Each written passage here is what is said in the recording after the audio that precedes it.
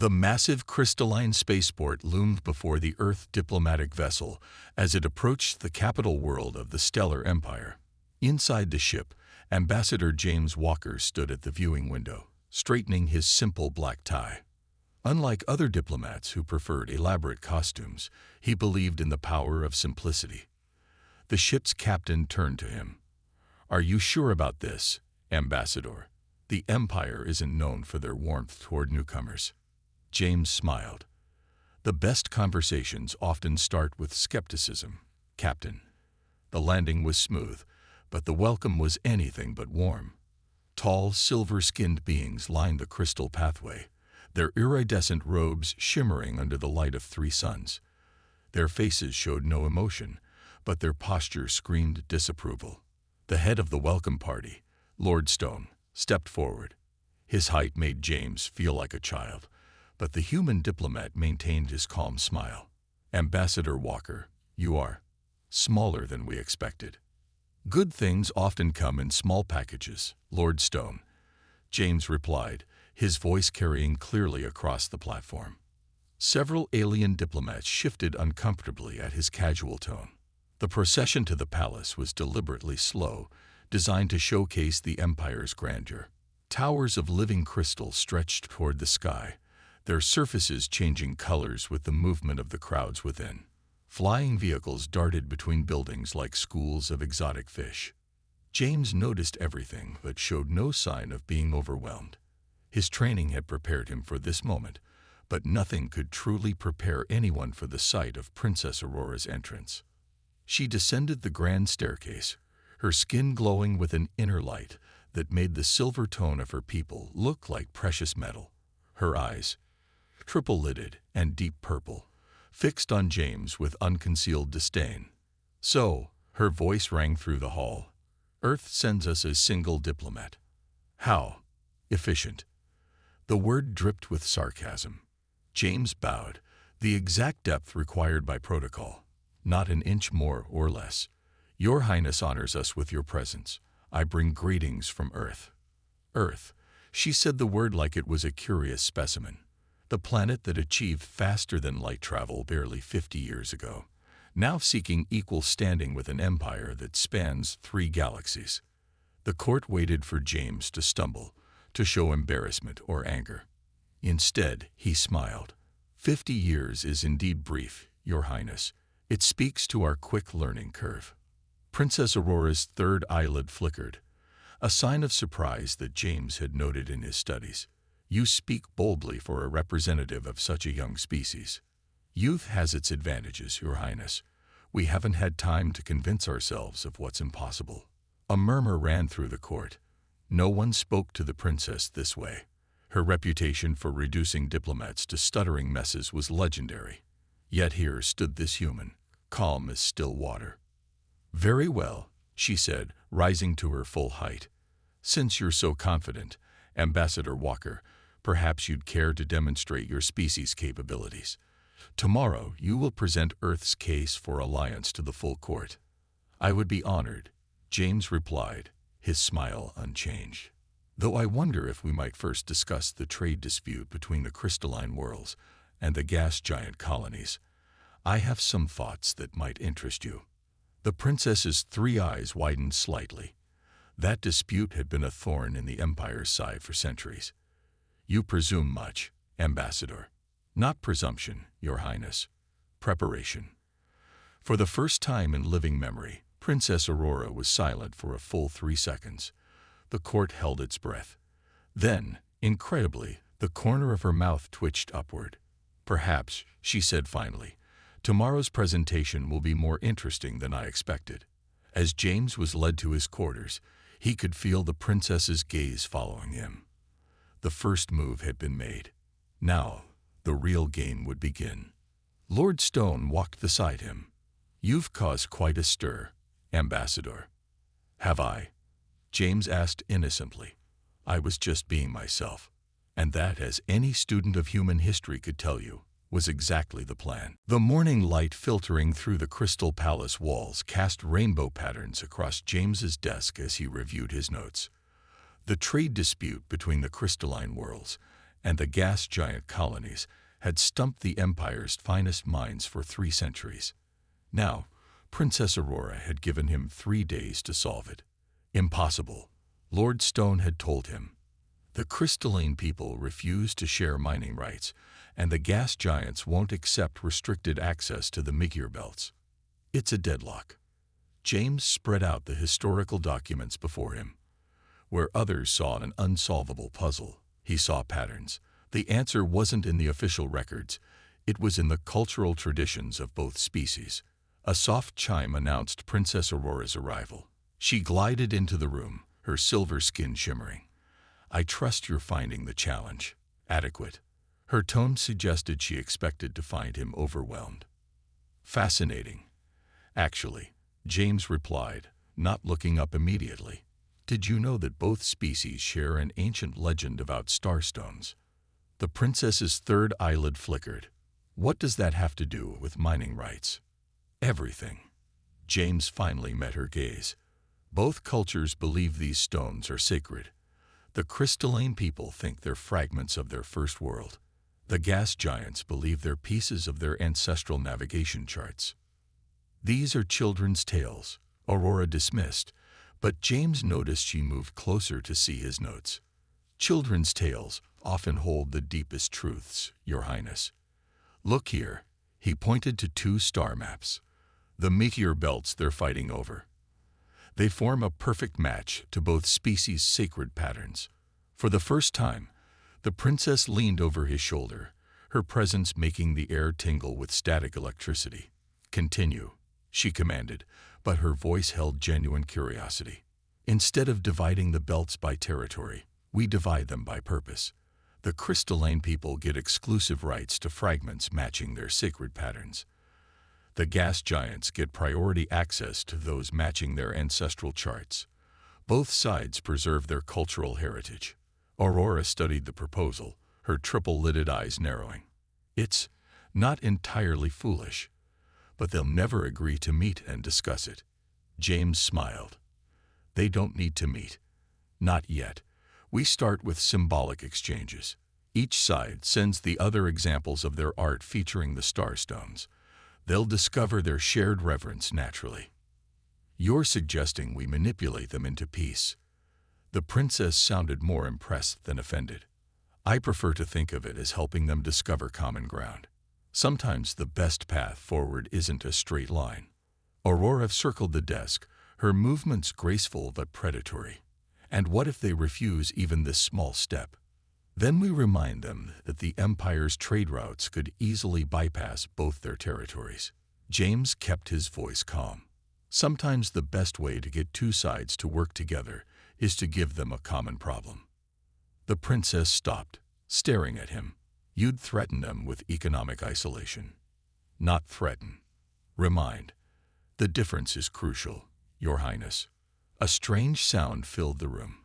It took James a moment to realize the princess was laughing, a sound few in the Empire had ever heard. "You humans are surprising," she said finally. "You combine such primitive emotions with such clever strategy." "We've had plenty of practice solving our own impossible problems," James replied. "Sometimes being the youngest species gives us a fresh perspective." Aurora moved toward the door but paused. "Implement your plan, Ambassador. You have my authority. But remember, if this fails, Earth's hopes of alliance fail with it." "Understanding noted, Your Highness," James said, already drafting messages to both species' cultural ministers. After she left, Lord Stone emerged from the shadows. "You're either very brave or very foolish, Ambassador." James carefully arranged his diplomatic seals. "The line between the two is often thinner than we think, Lord Stone. Besides, I haven't told either of you the best part yet." "Which is?" "Both species already secretly trade artwork featuring starstones through underground markets. They're just too proud to admit it. Sometimes the solution to a problem is simply giving people permission to do what they already want to do." The next 3 days would prove interesting indeed. The great hall of the Crystal Palace buzzed with curiosity as James set up a simple wooden board with black and white squares. Word had spread that the human ambassador would be demonstrating an Earth game, and even the most skeptical members of the court couldn't resist coming to watch. Princess Aurora arrived last, her entrance causing the usual stir, but her eyes were fixed on the strange board. "This is your great cultural offering, Ambassador." A board with colored squares. James arranged the carved pieces with careful precision. "This, Your Highness, is chess, a game older than humanity's ability to fly, yet still teaching us new things about strategy and patience." "How quaint," she said, but settled into the offered seat across from him. The court gathered closer, their silver forms creating a shimmering circle around the players. "The goal is simple," James explained, his voice carrying easily through the hushed hall. "Protect your king while trying to capture your opponents." He began explaining the moves of each piece, noting how the princess's third eyelid flickered with interest at the mention of the queen being the most powerful piece. "So the female leads the attack." Aurora picked up the queen, studying its curves. "Yes. In fact, the game became much more interesting centuries ago, when the rules were changed to make the queen more powerful." James watched her carefully. "Sometimes the best traditions are the ones we dare to improve." The princess's first game was over quickly. James had her in checkmate in 6 moves. Her skin flashed darker silver in frustration. "Again," she commanded. The second game lasted longer. The princess proved to be a quick study, her strategic mind adapting to the new challenge. The court watched in amazement as their usually aloof princess leaned forward in concentration, considering each move carefully. "Check," she announced triumphantly after 20 minutes. "Impressive." James moved his king. But not checkmate. 3 moves later, Aurora's triumphant expression faded as James trapped her king. "How did you?" Sometimes victory lies not in the obvious attack, but in letting your opponent think they're winning. James reset the board. "Would you like to try again?" By the 4th game, other court members were asking to learn. James found himself surrounded by silver-skinned aliens, all eager to understand this simple yet complex game from Earth. "Remarkable," Lord Stone murmured, watching multiple games unfold across the hall. "You've accomplished more with this wooden board than a dozen trade agreements." James nodded, observing how Princess Aurora was now teaching the moves to a young noble. Games reveal character. Watch how the princess plays. Aggressive but not reckless, willing to sacrifice pieces for position, but never wasteful. She's learning about humans while we learn about her. "And what is she learning?" Stone asked. "That humans understand the value of tradition while embracing change. That we can be both simple and complex. And most importantly, that we view interaction as an opportunity for mutual growth, not just competition." The evening stretched on, the 3 suns setting one by one outside the crystal walls. What had started as a simple demonstration had evolved into an impromptu cultural festival. Some court members had brought out their own traditional games to share, creating an atmosphere of genuine exchange. Princess Aurora approached James as the gathering wound down. "Your game has caused quite a stir, Ambassador. Tomorrow, half the court will be demanding their own chess sets." "Then it's fortunate I brought several as gifts," James smiled. "Though I suspect your artisans will soon be creating sets with their own unique style." "Indeed." She paused, studying him with all 3 eyes. "You chose this game deliberately, didn't you? Not just to teach us, but to learn about us. Every interaction is an opportunity for mutual understanding, Your Highness. You're more subtle than you appear, Ambassador Walker." She turned to leave, then added, "I want another game tomorrow. This time, I intend to win." James bowed slightly. "I look forward to it, Your Highness." As he packed up the chess set, James reflected that sometimes the simplest moves could bring about the most profound changes. The game was just beginning. The grand diplomatic ball twinkled like a living constellation inside the Crystal Palace. Beings from 100 worlds danced and mingled beneath floating lights that mimicked distant stars. James stood near a crystalline pillar, watching Princess Aurora hold court among her admirers. Your diplomatic approach has been most unconventional, Lord Stone said, materializing beside him. But effective. The princess has asked about Earth customs 3 times today alone. Before James could respond, his trained eye caught something unusual. A servant moving too purposefully, hand hidden beneath a tray. Years of diplomatic training had taught him to spot the signs. The explosion came seconds later. Crystal shards rained down as the ceiling fractured. Panic erupted. Through the chaos, James saw the servant aiming a weapon directly at the princess. Time slowed. His body moved before his mind could process, years of Earth's diplomatic protection training taking over. He crossed the space between them in 3 long strides, tackling Aurora just as an energy beam sizzled through the space where she had stood. They hit the ground together, James rolling them behind a fallen column. The princess's silver skin was glowing bright with shock and anger. "Stay down," he ordered, forgetting protocol in the crisis. More explosions rocked the hall. "How dare you comment," she began, but James cut her off. "Your Highness, with all respect, this isn't the time for rank. Those aren't random attackers. They're targeting you specifically." Her third eyelid flickered rapidly as she processed this. "How can you know?" "The explosions are designed to cause panic, not damage. They're hurting the crowd, creating clear lines of fire." James peered around the column. "There, see how they're positioned. Classic assassination formation. We use similar training scenarios on Earth." Aurora's expression shifted from outrage to tactical interest. "What do you suggest?" "They expect you to flee to the secure room behind the throne. It's probably compromised." James quickly surveyed their options. "We need to be unpredictable. Do you trust me?" The princess hesitated for just a moment. "Yes," she said, surprising them both. James tapped his diplomatic badge, activating its emergency beacon. "Then follow me, and whatever happens, act like we planned this." They crawled through the chaos, using the panicked crowds as cover. James noticed the attackers' frustration growing as their carefully planned trap fell apart. "The service corridors," Aurora whispered. "Nobody but the staff knows all the routes." "Perfect. But first," James grabbed a fallen drinks tray, its surface mirror bright. "We need to give them something to chase." He caught the eye of Lord Stone across the room and made a series of quick hand gestures. The old diplomat nodded, understanding instantly. Moments later, a commotion erupted at the main door, a decoy group fleeing with what appeared to be the princess. "Now," James pulled Aurora toward a hidden panel she indicated.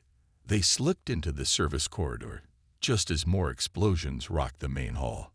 "Your people will notice I'm gone," Aurora said as they hurried through the narrow passage. "That's the point. Right now, there are 3 groups they have to track. The decoy at the main door, the guards heading to the secure room, and us. They don't have enough people to follow all 3. The princess studied him as they moved. "You've done this before." "Similar situations. Earth's diplomatic corps believes in practical training." They emerged in a small communication hub, where James quickly established contact with both Earth security and the Imperial Guard. Within minutes, the palace was surrounded by loyal forces. "You saved my life," Aurora said quietly as they waited for the all-clear. "And you did it by breaking almost every protocol we have." "Sometimes survival matters more than protocol," James replied, "though I apologize for the informality." To his surprise, the princess laughed. "Perhaps some protocols need breaking." She turned serious. "But we still have a problem." "Yes," James agreed. "Someone inside the palace helped those assassins, and we need to find out who." "We?" Aurora raised an elegant eyebrow. "Unless you prefer to handle it alone." The princess's triple-lidded eyes gleamed. "No, Ambassador. I think I'd like to see more of these unconventional Earth methods." Outside, they could hear the sound of the attackers being rounded up. The immediate danger had passed, But James knew the real challenge was just beginning. The private study in the palace's East Wing had become their improvised command center. James and Princess Aurora sat surrounded by holographic displays showing personnel records, security footage, and communication logs. The attack was too well coordinated, James mused, studying the three-dimensional replay of the ballroom incident. They knew the guard rotations, the security protocols, even the secret passages.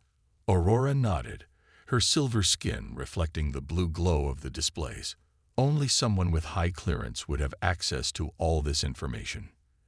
Exactly. James stood up and paced the room.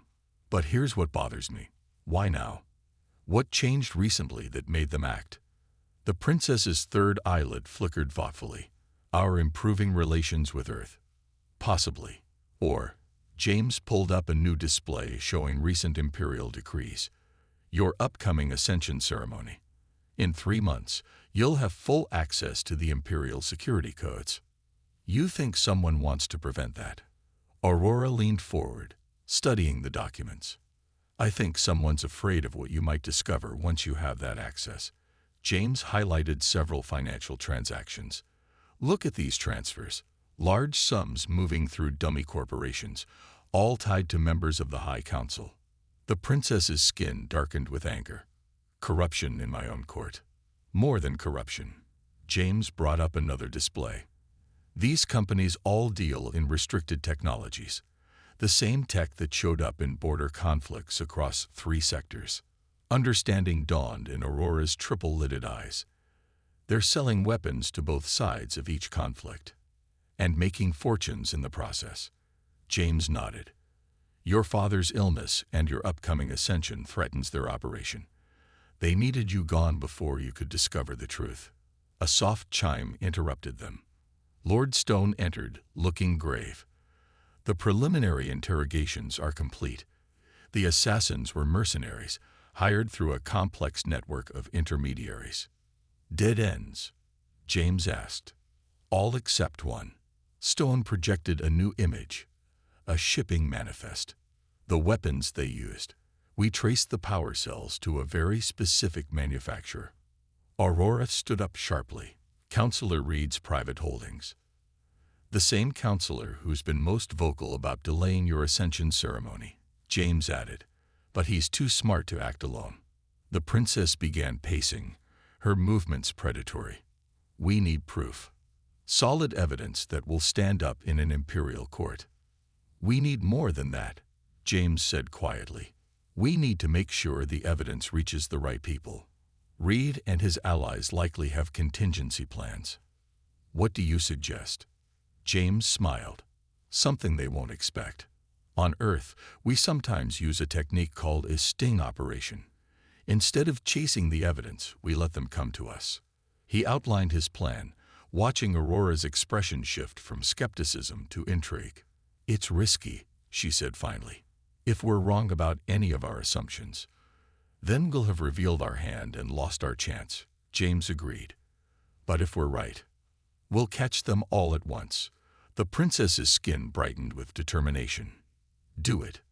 Over the next hours, they carefully planted their bait, seemingly carelessly encrypted messages about discovered evidence, a scheduled secret meeting, hints of betrayal among the conspirators. Humans are surprisingly devious, Lord Stone commented as they finished their preparations. We prefer to think of it as creative problem-solving, James replied. The key is understanding your opponent's psychology. They're used to operating in shadows, pulling strings from a safe distance, so we give them exactly what they expect, a shadowy opportunity too tempting to resist. Aurora studied the final arrangements, and when they take the bait, then, Your Highness, James smiled grimly, we spring a trap of our own.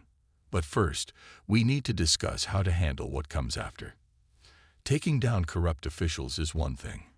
Rebuilding trust in the imperial system will be much harder. The princess met his gaze steadily. Then it's fortunate I have an advisor who understands both diplomatic strategy and creative problem-solving.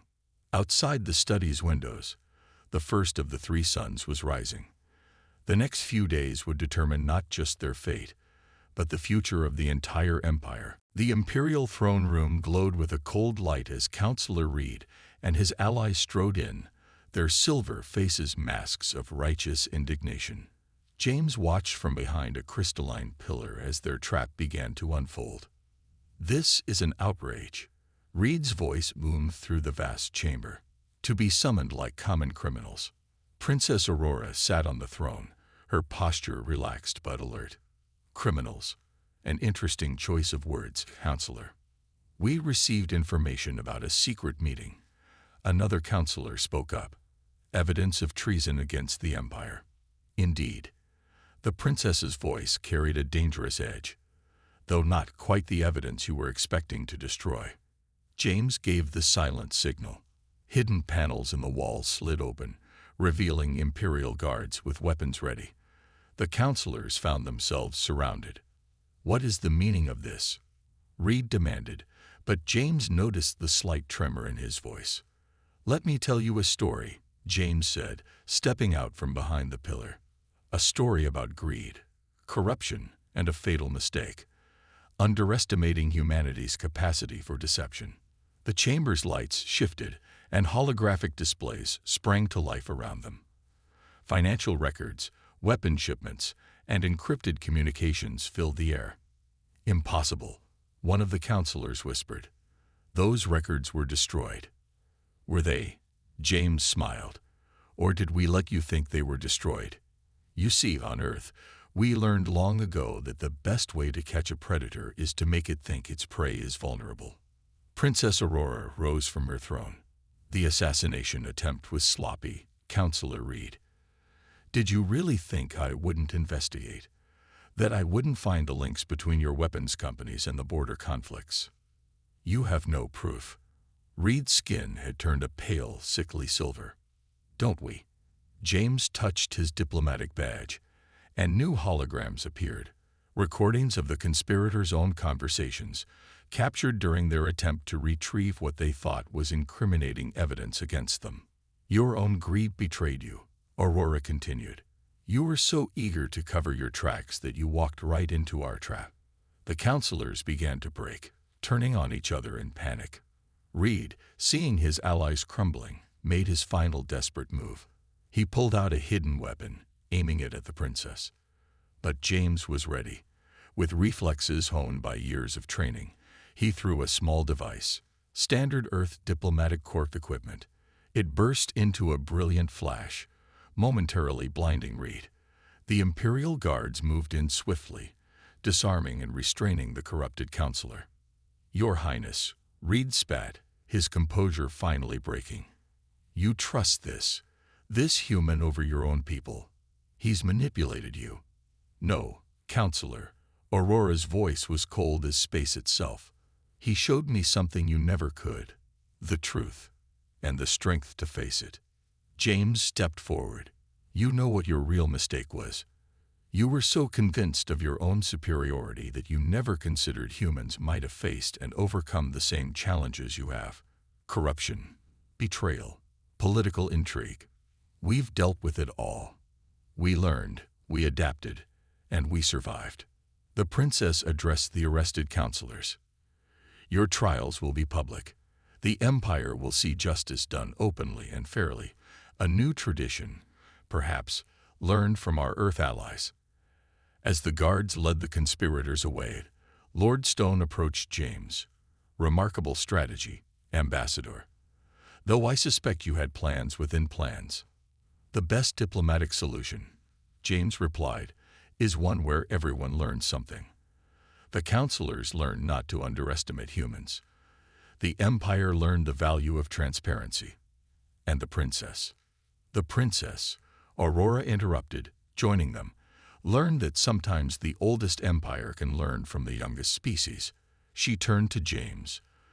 "The Empire owes you a debt, Ambassador Walker." "Not a debt, Your Highness." James bowed slightly. "Let's call it the beginning of a genuine alliance." Outside, all three suns shone bright against the crystal spires of the palace. A new era was dawning for both humanity and the Empire, built on foundations of trust, respect, and the understanding that wisdom can come from the most unexpected sources. 1 month after the confrontation in the throne room, the Crystal Palace buzzed with unprecedented activity. Delegates from across the empire gathered to witness two historic events: Princess Aurora's early ascension to the throne and the signing of the first comprehensive Human-Empire Alliance treaty. James stood on a balcony overlooking the capital city, adjusting his formal diplomatic uniform. The three suns cast a rainbow of colors through the crystal spires, creating an ever-changing light show across the landscape. Admiring the view, Ambassador, Aurora's voice came from behind him. She wore the formal regalia of imperial leadership, her silver skin almost luminescent with anticipation. Admiring the changes, Your Majesty, he replied, turning to face her. Your reforms have transformed the empire in just a few weeks. Indeed, the changes had been swift and decisive. The corrupt council members' trials had been publicly broadcast across all imperial worlds. Trade routes had been reorganized for fairness rather than profit. The military had been restructured to prevent future weapons trafficking. Changes you helped inspire, Aurora said, moving to stand beside him. The old council would never believe it, but we learned more from Earth's history of overcoming challenges than from all our centuries of established protocols. Below them, the Grand Plaza filled with beings from hundreds of worlds. Among them, human diplomats mingled freely with imperial citizens, sharing stories and ideas. Look there, James pointed to a group near the central fountain. Imperial scientists discussing terraforming techniques with Earth experts. A month ago, they would have considered it beneath them to even acknowledge human technology. Aurora's third eyelid flickered with amusement. And there, Earth cultural attaches learning our traditional dances. Though I notice they've added some interesting variations. That's humanity's greatest strength, James said. We don't just adapt. We blend, combine, improve. We take the best of everything we encounter and make it part of our story. The princess, now empress, turned to face him directly. Which is why I'm about to announce something unprecedented. The Empire is establishing a permanent human advisory council, and I want you to lead it. James raised an eyebrow. That will ruffle some traditional feathers. Let them ruffle. Aurora's voice carried the strength of her new authority. The Empire needs fresh perspectives, new ideas. We've been stagnant for too long, believing our age made us wise. A chime sounded, signaling the start of the ceremony. Before they headed inside, Aurora paused. You never did tell me, she said. Did you plan all of this from the beginning? The chess games, the cultural exchanges, even the way you handled the assassination attempt. Was it all a calculated strategy? James smiled. Would you believe me if I said it was just humanity being human? We observe, we adapt, we connect. Sometimes the best diplomatic strategy is simply being genuinely ourselves. The throne room had been transformed. Where once it was a place of rigid hierarchy, now it held representatives from all species standing together. The signing ceremony itself broke countless traditions. The treaty would be signed not just by leaders, but by scientists, artists, and common citizens from both humanity and the Empire. As James took his place for the ceremony, he caught sight of Lord Stone in the crowd. Quite a change from your first arrival, the old diplomat commented quietly. Change is what humans do best, James replied. We help others remember that tradition and progress can coexist. The ceremony began, and Aurora's voice rang out clear and strong. Today marks not just an alliance between powers, but a recognition that age and youth, experience and innovation can create something greater than either alone. As James stepped forward to sign the treaty, he reflected that this was humanity's true strength, not our technology or our strategies, but our ability to bring people together, to show that differences could be strengths rather than barriers. The Empire would never be the same, and neither would humanity. They would grow together, learn from each other, and create a future neither could have imagined alone. And it all started with a single human diplomat who believed in the power of simply being human.